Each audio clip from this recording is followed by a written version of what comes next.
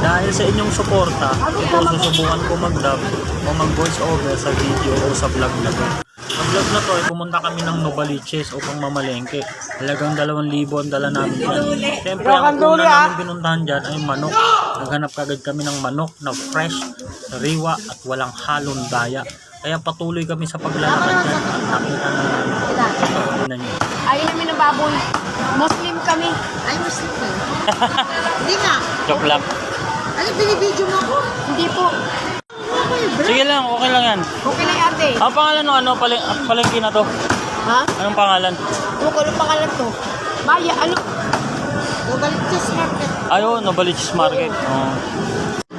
Yan, dito kayo bumili. Masarap manok dito. Ayan, sariwa oh. Kawayan ko.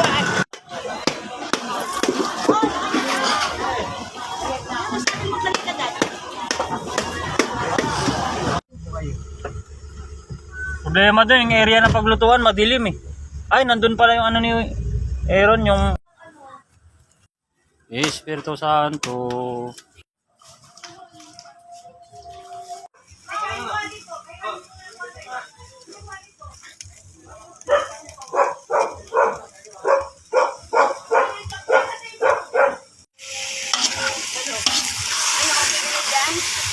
Oh, pati pa ako naluluto. Tama ni ay tama yung kanya lang to. Kasama pa tayo sa vlog.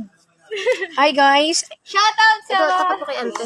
Shoutout kay Dang. Huwag mo kong iano kasi hindi pa ako naka-makeup. Saka naka-lipstick.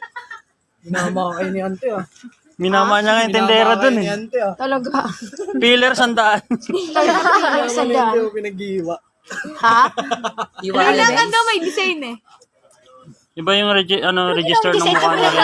Tang ina, huwag ka maglaro pagkain yan. Maglaro Hindi yan. ako nag-ano yan. Pag ikaw siya yun lang. Ganyan oh. O, di ba ganun nga kasi yung kulit. Yan. Luluto kami na hapon ng chicken curry. Kaya saka binutasan ko eh, kaya lumakas yung pwersa niya eh. Ikaw nasusunog yung gilid, yung bawang. Ano? Maluin mo.